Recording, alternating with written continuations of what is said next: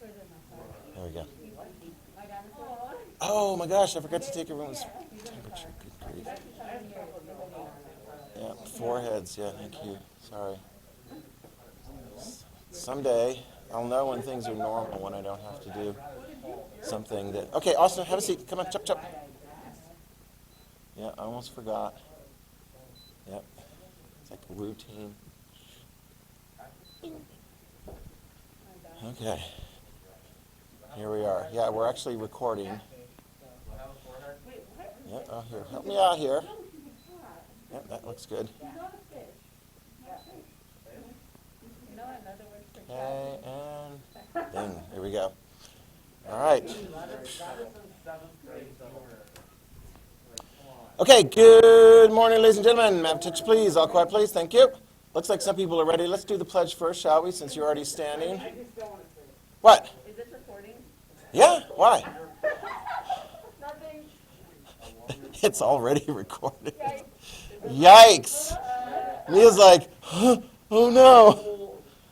Don't worry, the microphone's right here. If you really wanted people to hear it very well, do you want to repeat it? Like into the mic right here? Okay. Good. All right. Ready? Begin. I pledge allegiance to the flag of the United States of America and to the republic for which it stands, one nation, under God, indivisible, with liberty and justice for all. You almost had us doing it over again, Danton.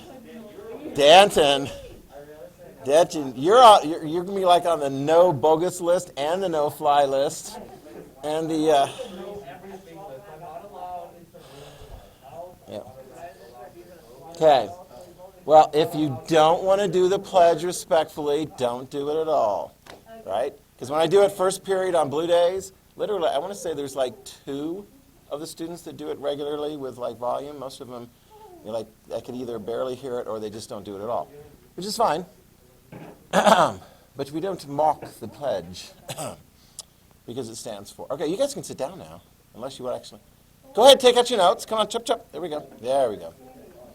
It's okay. If you want to stand, that's fine and so forth. But, I mean, we're doing notes and actually recap, okay? So here's the deal. Take out your notes. Irish War of Independence, Irish Civil War. We're going to give you an update on that, and we'll take you all the way through. Next time you guys come in here, we'll get into the Chaco War. If we don't get to all the videos, I'll post one of them on Google Classroom for you guys to watch, although I think we might be able to get to all of the various different video components of Ireland, including some music. Yes, it's good to learn about things, and when you can bring in a musical component, right?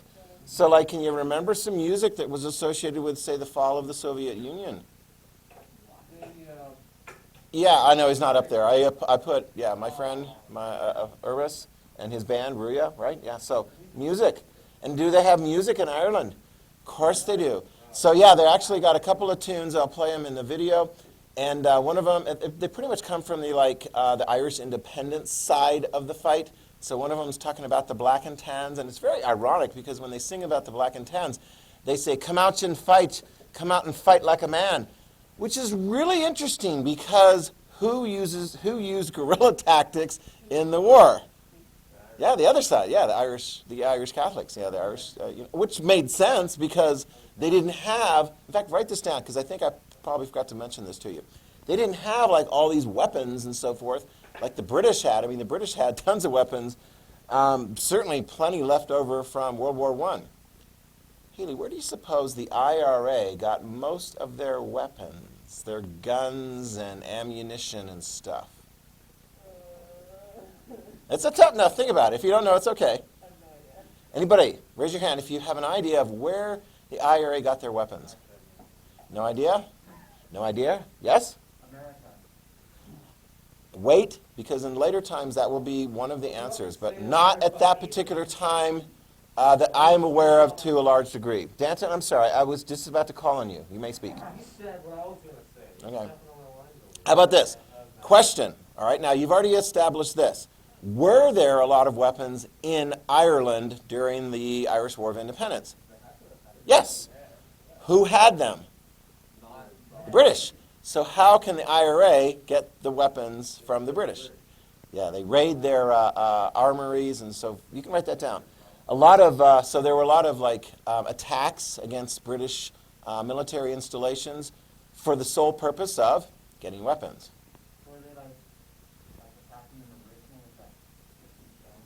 Well, that's some. Yeah, they had some. Yeah, although it is interesting because generally, and this is fairly true. It's kind of like United States versus Britain. Which of them has a stronger gun rights history? And it's actually in the Constitution. Yeah, America. In Britain, yeah, I mean, I think I may have told you the story last year in government class. The British cultural thing is not to have weapons.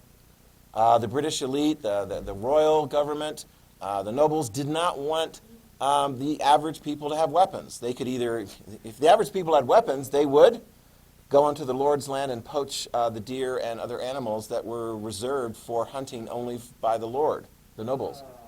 And also, they could rise up and use those weapons in some kind of a military insurrection, which is exactly what we did in the American War of Independence. So in Ireland, there was not a lot of weapons among the people because that was something that the British already wanted to do. Make a note on this because here you go. Later on, you ready? Later on, because there's going to be still being some problems, insurrection and so forth going on, there will be money raised in America for helping the modern IRA, which is going to be operating in the 1960s, 70s, and 80s. And the United States isn't all really cool about that, but it's one of those things. It's like, where did the terrorists who attacked the United States on 9/11, where did they get their money for their stuff? Some of it came from sympathetic organizations in the United States. Most of it came from predominantly Muslim countries and so forth. Osama bin Laden, actually, his family was very wealthy in Saudi Arabia, so they were able to tap into a lot of those. But it's a real challenge in the modern world to keep the clamps on the flow of money. Because once you get money, Haley, you got money, you want to raise money, and you want to raise have a big army and so forth. Oh my gosh, no, don't do that. Shh. You can buy a lot of weapons and so forth on the international market. With the seniors, we're covering the war in Afghanistan. Initially, we gave weapons to the Mujahideen, Islamic fighters who were fighting against the Soviet Union that sent their army into Afghanistan. We bought all kinds of weapons on the international market. Soviet weapons, that were sold by Eastern European countries and so forth. Eventually, we're going to give you the really good stuff, like shoulder-held surface-to-air missiles that would shoot down Russian aircraft. But yeah, that's just kind of the way it is. Where would be a place that you could buy lots and lots of weapons and or accumulate your home in America? Yeah, it's like if you wanted to. There's people in America that have accumulated lots and lots of weapons entirely legally. Watch out if you put all those weapons in your vehicle, park it by the United States Capitol, and then start going around, talking like you want to blow things up. Because then they'll put 2 and 2 together, and you've got a case for, criminal prosecution. But if you just keep them at your household, yeah. But in Ireland, they make sure you have this in your notes. In Ireland, the IRA did accumulate a fair number of weapons from having stolen them, or purchased them in various different ways. And they use guerrilla tactics. So yeah, we'll be playing a video and so forth here with the music. And also, I've got a couple of recap videos I think that are going to be very, very helpful as well. Let's go to just make sure that we have it all down clear. Because it gets a little confusing, but I think that my notes have that we covered this all very well. Okay? Cole. Who won the Irish War of Independence? Be specific. Give me some details about the Irish. So basically, they made a treaty so that they would have all islands except for the north part. Where they wanted to win that civil war after because one group of the Irish was like that not all of Ireland was there. Okay. And then the other half was like, no, it should be like this. Then they fought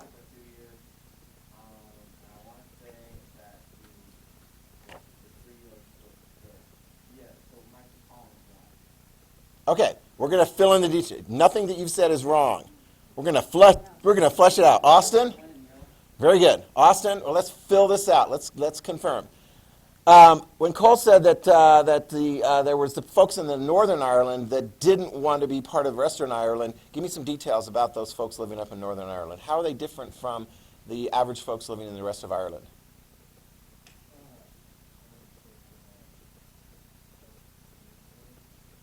That's not entirely untrue. A lot of them had settled from England as well as Scotland. And what other component that sort of distinguishes them as being a bit different? You want to call Jerry? Yeah, they tended to be more Protestant. And of course, here's the thing. It's like, oh, well, that's the difference between Protestant and Catholic. You know, one likes this, one likes that. It's not necessarily entirely true. But over a long period of time, the Protestants had advantages. Make sure you write that down. The Protestants in Northern Ireland had advantages, and they are in the majority, and they will get to remain as part of the United Kingdom.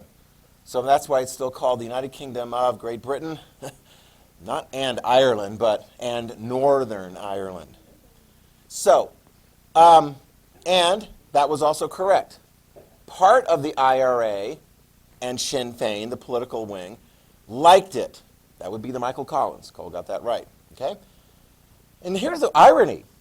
So, back to you, Cole. Eamon de Valera, did he like the treaty or not? I just wanted to do the part where that the North District. Exactly. So he didn't like the treaty because of that part. He wanted the whole island. And as you pointed out, did he win? But which of them ended up having like a longer political career? Did you guys pick up on that? I think I got to it, although I'm not entirely sure. If I didn't, that's okay. That's why we're going over it now. Which of these two, Michael Collins and Eamon de Valera, both part of the IRA together, but they had the differences. Cole pointed it out. Michael Collins is going to be pro-treaty. Eamon de Valera is going to be anti-treaty. And in the Civil War, they'll be fighting each other, and ultimately the pro-treaty folks are going to win. But which of them had a longer career? Yeah, Collins got assassinated. Toward the end, I want to say toward the end of the Civil War, he was assassinated by somebody from the anti-treaty forces. And Eamon de Valera's career did continue, and he ended up being, I want to say, president of Ireland after everything sort of settled down. Okay? You got that? And I think I told you the story about just kind of that continual resentment among a number of people in the main part of Ireland toward the British and toward the Protestants in Northern Ireland, such that when Adolf Hitler died, they sent a letter of condolence to the German government, which is like remarkable. Yeah. Yeah. Wow is right. Yeah. So put this down just as an update because this is going to be kind of important.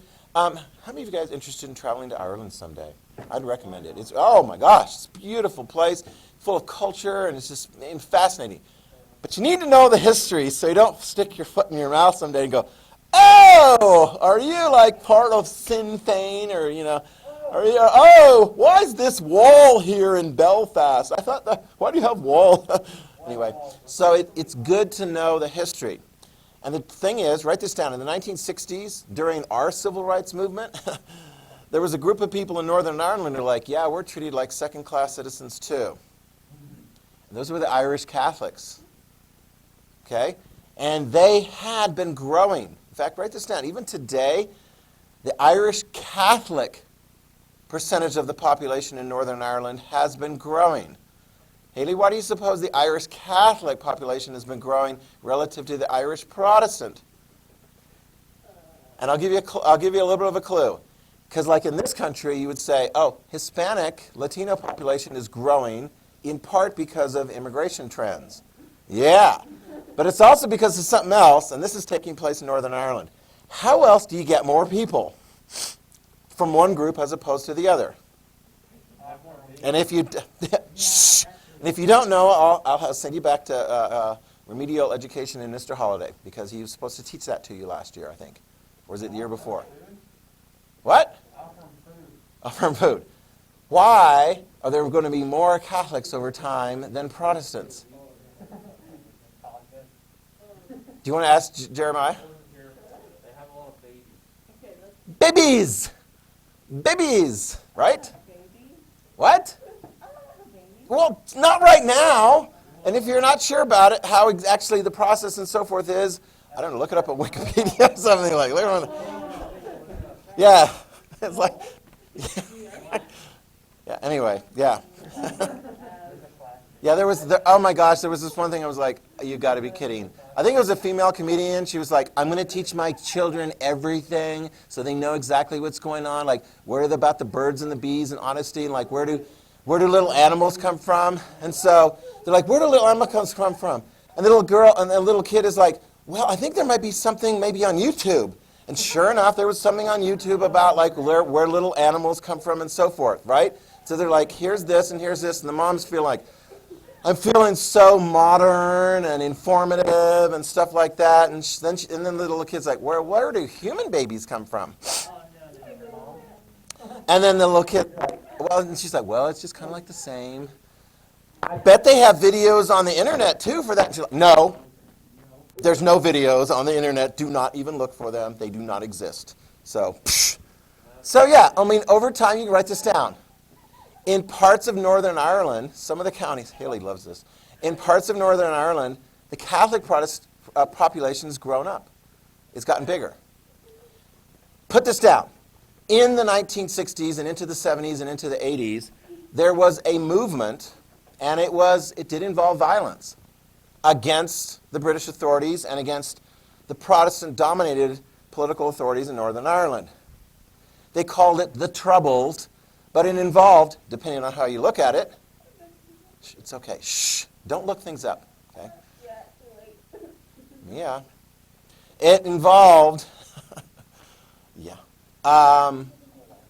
Depending on who you look at, shh. If you wanted to have like, because some of them are like, Northern Ireland should be part of the rest of Ireland. It's like they're fighting the whole Civil War over again, but they're not fighting in Southern Ireland, they're fighting in Northern Ireland. Some of them would say we're freedom fighters, others would call them terrorists. Guess what the name of the group was that was blowing things up? And I remember talking to a family friend who's like, he couldn't hear very well. Why? Because he was in an office building where a big, huge bomb blew up, carried out by the IRA. Very good. Write it down. The IRA is the name of the group that was involved in the Irish War of Independence, right? But and in fact, if you look at it specifically, they call it the PIRA, the Provisional IRA. And that was a group that was fighting for having Northern Ireland be part of the rest of Ireland. I mean, and it was tough because you have explosions going on in Britain. They're like, we're going to bring the fight to you. The Queen's uncle was hanging out in his house off the coast of Ireland. He had a house in Ireland, and he went out onto his boat, and the IRA planted a bomb on it and blew him up. The Queen did not like that. Anybody get people blown up this way, that way, and so forth? It was awful. And people were like, oh, it's Catholic and Protestant, they can never get along. Yeah, Catholics and Protestants get along pretty well most places in the world, okay? It's like it'll never be solved. Mia, good news. Write this down. It was pretty much mostly solved by the end of the 1990s. Yes. There was an agreement. And literally the British said, look, ever enough people in Northern Ireland that they just want to join the rest of Ireland, they can. We'll leave it up to a vote or something. And so they've been working it out as best as they possibly can. It almost came to Northern Ireland actually wanting to join the rest of Ireland in recent times, and I'll tell you how. The European Union. You're like, what? The European Union, lots of different countries are in the European Union. Ireland is part of the European Union. Belgium and Netherlands and Germany and Spain and France. And, when you're part of the European Union, you trade easily and you move easily across boundaries. Britain, the United Kingdom, has left the European Union. It's called Brexit. Well, when they left, then it was like, well, what's going to happen? Is there going to be a new treaty or something between the United Kingdom and the rest of the European Union? Because if there isn't, borders all of a sudden matter, including, look here, the border between Northern Ireland, which is part of the United Kingdom, and the rest of Ireland. And I tell you what, there's a lot of movement of people and trade and so forth going back and forth. And a bunch of people in Northern Ireland are like, well, the heck, Protestants. Well, the heck. They were not in favor of Brexit. They're like, if we don't get like a thing that would allow us to continue doing a lot of trading with the rest of the island and moving back and forth, maybe we'll just vote to become part of Ireland. I mean, seriously. We're not talking about just the Catholics there, which are an increasing percentage of the population, but a lot of the Protestants said, oh yeah, no, this might make sense. So apparently they did make an arrangement, the United Kingdom did with the European Union, so that they can continue to have people and goods and so forth move easily across borders, not only here, but from the UK over to France and Belgium, et cetera, et cetera. But that was an interesting question. Thankfully, things have calmed down quite a bit since then. So, 4 questions about this, all right? They made a movie. It's a dark movie. I watched it and was like, man, there's a lot of explosions and so forth. And I'm like, well, I guess this is the Irish War of Independence. There it is, Michael Collins. And it's got some actors that you might recognize. Qui-Gon Jinn? Who, right here? Liam Neeson. He's an Irish actor, voice of Aslan, right?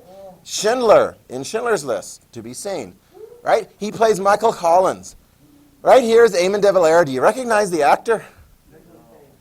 That is not Nicolas Cage. It's Alan Rickman. No way. Seriously? Oh my gosh, you guys. Really? It's Severus Snape. Thank you very much. It's Severus Snape. Yes, please turn to page, whatever the page number he tells everyone to turn to. Yeah. And then I think Pretty Woman, Julia Roberts plays like the love interest and so forth. I'll play the preview here. It's the Irish War of Independence. Boom, boom, boom. Shoot, shoot, shoot. And I think the Civil War. And then I think Michael Collins, spoiler, ends up dead before the movie's over. All right, here we go. Yeah. So, yeah, and there's other ones.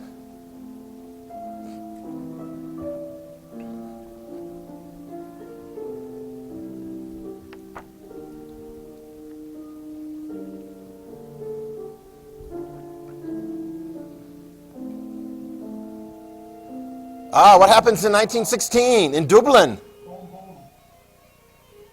on Easter Sunday? The people, the people thing, the Easter Rising by the IRA. Yes, is it a failure or a success? Well, they get shot, but it successfully gets the Irish Catholics to support independence. Yeah, that's good.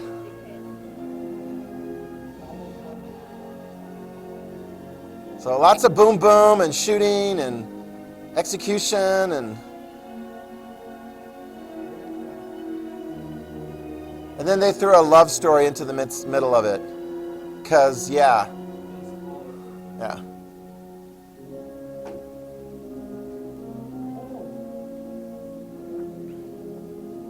Severus. Yeah. Alan Rickman's also in a Christmas movie. Have you ever seen it? It's called Die Hard.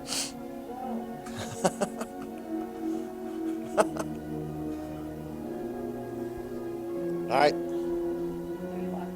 So I recommend it. Maybe. I don't know. There's others. There's so many different movies. Let me go back there. And yes, what? Michael Collins. Yep, Michael Collins. Okay. Yeah, there's a lot of boom boom and so forth. It helps you have a background, so it's not going to be like, why are all these people like killing each other and fighting and angry and so forth? You're like, oh, I know a little bit about it. So we got 2 different things here. Watch this. Keep your eyes on this one because you're going to be hearing one of the songs done by the IRA supporters and so forth, accusing the Black and Tans, the British Army, of being too chicken to come out and fight, which is ironic because, in fact, that's what they wanted to. They're like, come on, you IRA, come out in the middle of a field and fight us like in a pitched battle, like, was not stupid enough to do that. If they wanted to win, they were going to continue guerrilla tactics. And make sure you have this in your notes. I want to make sure. One of the, besides targeting British military installations for like ambushes and things like that, what other, I think you have it, what other things, Evan, did the IRA attack? They were supportive of the British, but then eventually they kind of wilted away and were no longer supportive of the British because most of them were Irish Catholics in that job capacity. What? The police, yeah, the police stations, rural police stations. They were attacked on a regular basis. And basically the real thing was sort of like in the community, people would say, you need to quit that job, you need to quit that job. Irish Catholic neighbors to the Irish Catholics who were in the police, and then eventually so many of them did, quit. And then eventually, I suppose they went back to work, doing police work for the Irish, yeah. So anyway, that was going on. All right, here we go. Typical Celtic song about the IRA and the Black and Tans. Look at the video so you can read, because it's very informative. And I'll pause it here just to tell you this. Very informative, and they're also using a lot of period film, which is good. And then later in the second part of it, you see the film is mostly like reenactments from movies and documentaries and so forth about that time period. So there's two that are telling. It's very informative, very helpful. Take a look at it.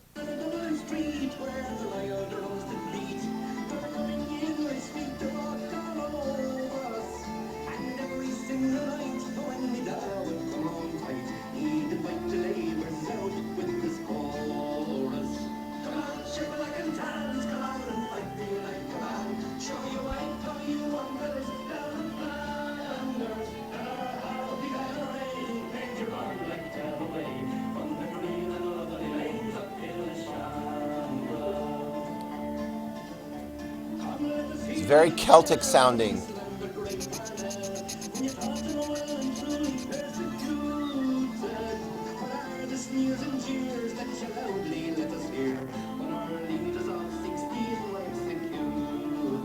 Yep, that's very key.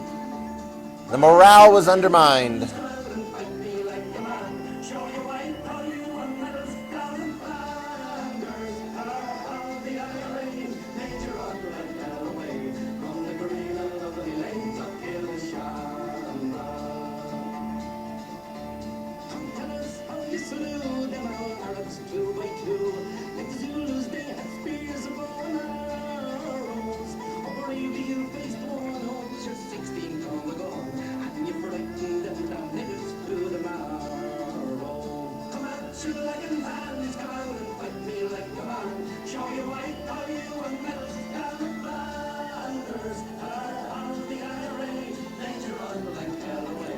You have to look at the screen to see it. Austin, you have to look at the screen. Mia. Cole, look at the screen.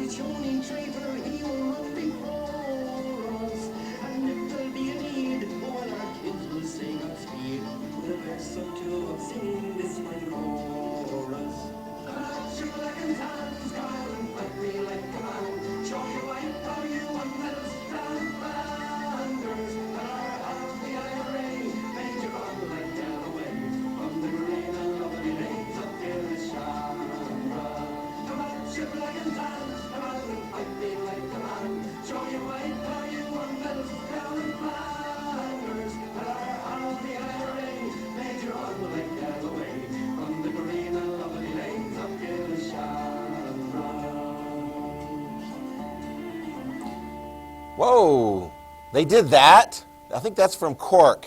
That was in retaliation to some of their guys getting killed by IRA types. They destroyed the downtown area of Cork, a city in Ireland.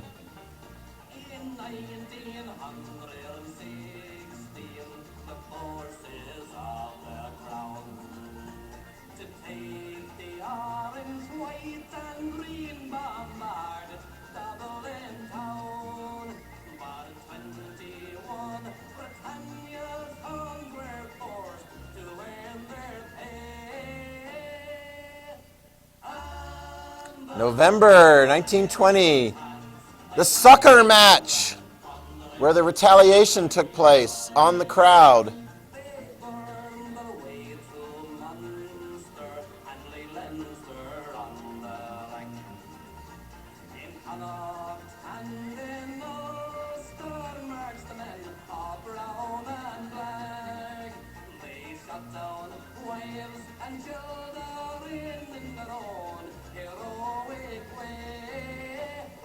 A lot of back and forth.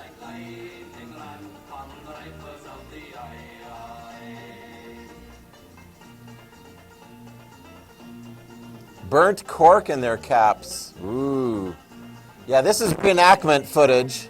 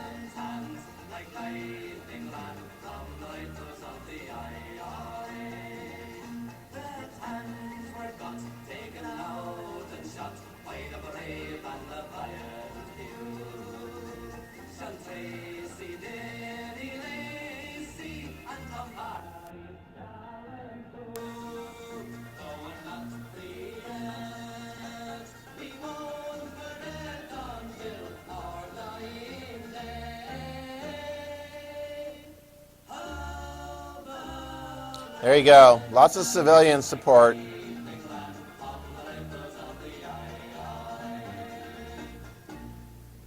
And key thing, why, Garen, why did the IRA win? Why did the British lose?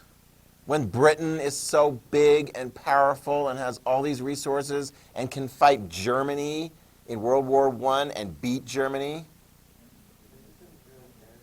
Yeah, where were they tired?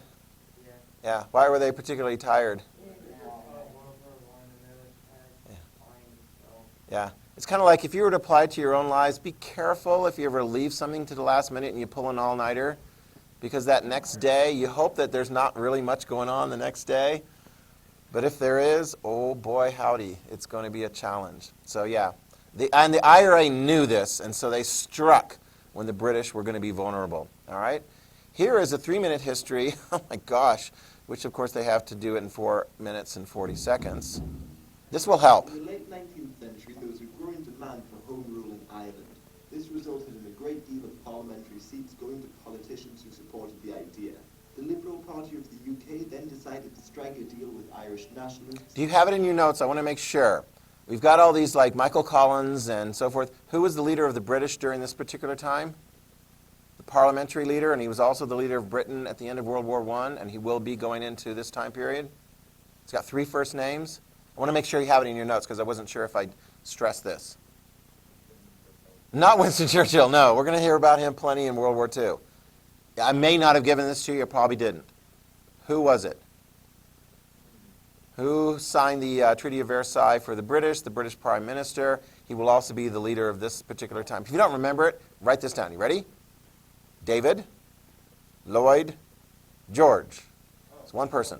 You remember that guy? Yeah. So anyway, he's the British parliamentary leader, prime minister during this particular time. I think he's portrayed like as right here. I think it is. Anyway, and he is very tied into British public opinion, which, as Garen pointed out, the British are tired of fighting. You know, they're tired of fighting. They're tired of paying for this. They're like, oh, the stupid Irish. Fine, go ahead, but we're not going to let you have the northern part because most of those guys want to stay. All right. Anyway. David Lloyd George. And agreed to introduce a bill for home rule, giving limited autonomy to Ireland in 1912. However, in the north, many Ulster Unionists, mainly Protestants, despised the idea of home rule and formed a militia, the Ulster Volunteers. In response, the Republicans formed their own militias, such as the Irish Volunteers and the Irish Citizen Army. Tensions were high, but once World War I broke out, both sides agreed to join forces and fight Germany. That is until 1916. A growing radical element of the nationalists rose up in Dublin and declared an Irish Republic. The Easter Rising, as it was called, was quickly put down, and it may have been forgotten. However, because the British executed the leaders of the movement, public opinion quickly turned against them. The Easter Rising also led to the creation of the Irish Republican Army, or the IRA. Riots between the nationalists and the Royal Irish Constabulary, the British police force in Ireland, occurred over the next couple of years. Then, in December 1918, the Nationalist Party Sinn Féin won in the general elections, and they declared Ireland a republic. The new parliament under President Eamon de Oliveira met in January 1919, and on the same day in Tipperary, Irish Republicans killed 2 members of the RIC, beginning the war. The government recognised the IRA led by Michael Collins official army of the new republic. The early years of the war were relatively quiet. Hunger strikes and boycotts were the order of the day. That is, until early 1920, when the IRA began raiding RIC barracks for arms and razing many There of you them go. to the ground. In the summer of 1920, local elections put Sinn Féin in control of tax and law enforcement, and in many places, the Irish Republican police replaced the RIC. The British finally looked to respond. A new paramilitary police composed of World War I veterans, the Black and Tans, were sent to Ireland, and they proved to be a brutal force. The violence quickly escalated afterwards. On the 21st of November in Dublin, the IRA assassinated British intelligence officers.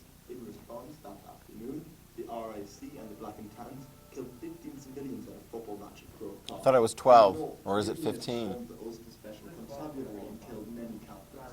And in the south, the centre of Cork was burned to the ground in retaliation for IRA attacks. 1920 also saw the British Parliament pass the Fourth Home Rule Act, which divided Ireland into two, North and South. By 1921, the British had increased the number of regular troops in Ireland and started sweeping the countryside and executing many as reprisals. However, they could not fight the guerrilla tactics of the IRA effectively. By the end of 1921, there was dissatisfaction about the casualties, conduct and cost of the war, and there was no clear end in sight, so a truce was signed. Many thought it was just temporary, but the Anglo-Irish Treaty made it permanent. The new Irish Free State only consisted of 26 out of Ireland's 32 counties. The other 6 remained British. The treaty also didn't grant Ireland full independence. It would remain an autonomous dominion of the British Empire. In the Irish Free For a State, while. they were unhappy with the deal and believed that they were sold short, so a civil war broke out. De Valera opposed the treaty. However, he lost the election in 1922, so he went on to lead the anti-treaty forces consisting of many IRA members. Michael Collins, who won the election, organised the new government army. In an attempt to assert authority, the new government bombed the Four Courts building in Dublin, which was held by the IRA. The fighting They gained continues. full control over Dublin and then began to mop up opposition across the country. In July 1922, with armoured cars and artillery borrowed from the British, the Irish government was able to take Republican strongholds of Limerick, Waterford, Borrowed and Cork. from the The British? IRA began to launch guerrilla attacks once again, and in one of them killing Michael Collins. However, ultimately they were unsuccessful. The government's executions of Republicans lowered morale, and the killing of IRA leader Liam Lynch in 1923 forced the IRA to surrender. Although defeated, Eamon de Valera would go on to serve as Taoiseach and President of the new nation. The Irish Free State remained a dominion of the British Empire until after World War II, when it was declared a full republic in 1948. However, in Northern Ireland, tensions between Catholics and Protestants boiled over, and fighting between the two tore It's each the other modern for part. decades. And, to a lesser degree, the problems still remain today. Yep.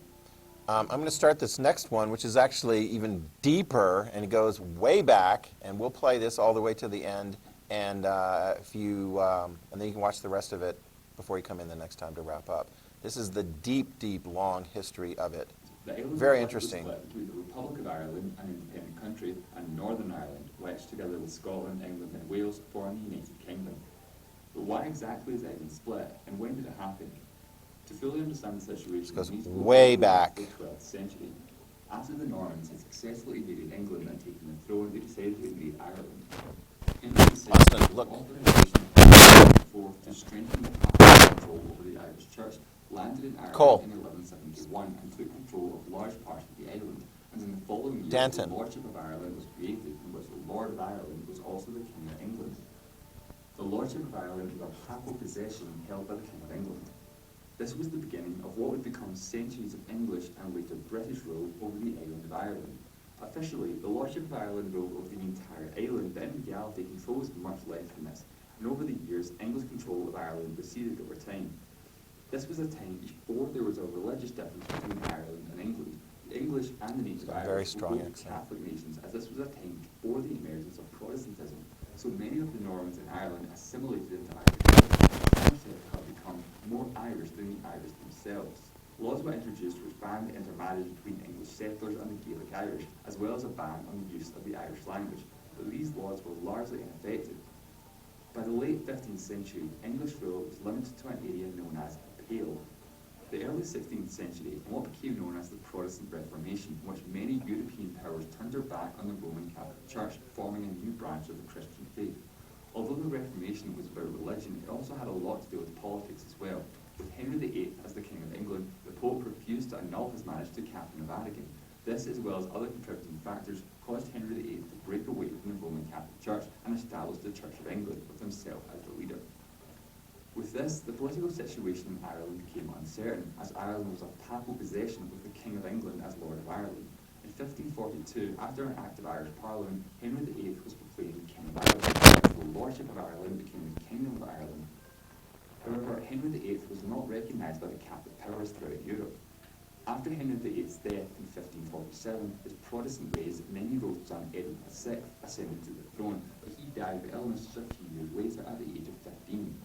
Mary I, Henry VIII's daughter, was next in line. Bloody Mary. Since Mary was nearly 20 years older than her brother Edward, she was raised before the Protestant Reformation and was therefore Catholic. But only Because 5 of this, years she Mary was I queen. was recognised as the Queen of Ireland. Ireland had remained loyal to the Pope, and the island was almost entirely Catholic. In 1603, after the death of Queen Elizabeth I, the last of the Tudor dynasty, James VI of Scotland also became King of England because of his somewhat unique family ancestry, in which he was the son of Mary I, Queen of Scots, and also the great-great-grandson of Henry VII. He was therefore known as James I, King of England, and also King of Ireland as well. This was known as the Union of the Crowns, in which Scotland, England, and Ireland all shared a common monarch. In 1609, under James I's reign, the plantation of Ulster was a process by which Scottish and English settlers confiscated land from the Gaelic Irish. This was seen as a way to stop rebellion in the north, as Ulster had been The beginning of Northern Ireland becoming very Protestant. Although there had been plenty of plantations in Ireland throughout the years, the plantation of Ulster was by far the most successful, and within just a few decades, the Protestant colonist population was thriving, and it even made it a majority in some areas in the north. In 1641, Irish Catholics in Ulster staged a rebellion against the settlers, which led to the Irish Confederate War between the Irish Catholic Confederation and the Scottish and English settlers. Most of the island of Ireland was under de facto Irish Catholic rule for several years. This was until 1649, when Oliver Cromwell and his new Puritan. army conquered Ireland after overthrowing the English monarchy, executing Charles I, and declared himself Lord Protector of Scotland, England, and Ireland. Cromwell ruled over the three kingdoms until his death in 1658. During this time, there was more confiscation of land from the native Catholics, and anyone even suspected... Wow, look at that. Look at all that land taken away. ...was executed. His son Richard very briefly ruled afterwards, but the monarchy was restored in 1660 when Charles II became king, son of the executed Charles I. Charles II was Protestant, but his brother James II had converted to Catholicism during his time in France, so when Charles II died in 1685, Scotland, England, and Ireland once again had a Catholic monarch. At this Sort time, of. the majority of people in Scotland and England were Protestant, and many were uneasy with James II as their monarch. However, next in line to the throne was his daughter Mary, who was Protestant. In 1688, William and Mary. who would be James III, who would undoubtedly be raised Catholic. The only reason his daughter Mary was Protestant was because his late brother and former king demanded she be raised as such. So with this change, it looked like Scotland and England would have a Catholic monarchy for the foreseeable future. The birth of the king's son sparked what became known as the Glorious Revolution, in which the two major political parties invited William of Orange to invade England and take the throne. Orange. William of Orange successfully defeated his father-in-law, who also happened to be his uncle, since William and Mary were first cousins, and they took the throne together as William Family, and Mary, yeah. second King and Queen of England. Of course, this also made them King and Queen of Ireland, and with a Catholic majority, this was obviously not received well. This started a war in Ireland between the native Irish, led by James II, who remained Catholic, against the kingdoms of Scotland and England. The Williamite War in Ireland resulted in victory for King William. For the next century, Catholic-majority Ireland was ruled by a Protestant minority. Look at all those prohibitions that the Catholics have. In 1707, the Kingdom of Scotland and the Kingdom of England joined to create the Kingdom of Great Britain. And then, in 1798, there was an uprising against British rule in Ireland in the Irish Rebellion of 1798, inspired by the French Revolution a decade earlier. The rebellion failed, but it Left caused that a one lot out. of uncertainty on the political situation of Ireland. There were concerns that Ireland might ally themselves with France and break away from British rule. So in 1801, Ireland joined the Union and became the United Kingdom of Great Britain. and There's Ireland. the Union Jack. Opposition to the Union was strong and occasionally escalated into violence. The late 1800s saw a rise in demand for self-government. In 1886, the first Home Rule Bill was Start proposed. wiping down. In response to this, the Liberal Unionist Party was created in support of the Union and opposed Irish Now we're getting rule. closer to the War of As Independence. did the second bill proposed in 1892, but in 1914, the third Home Rule Bill was And there passed. was one in 1912 and 1914 1913. was also the year in which World War I started, and therefore the bill had to be put on hold.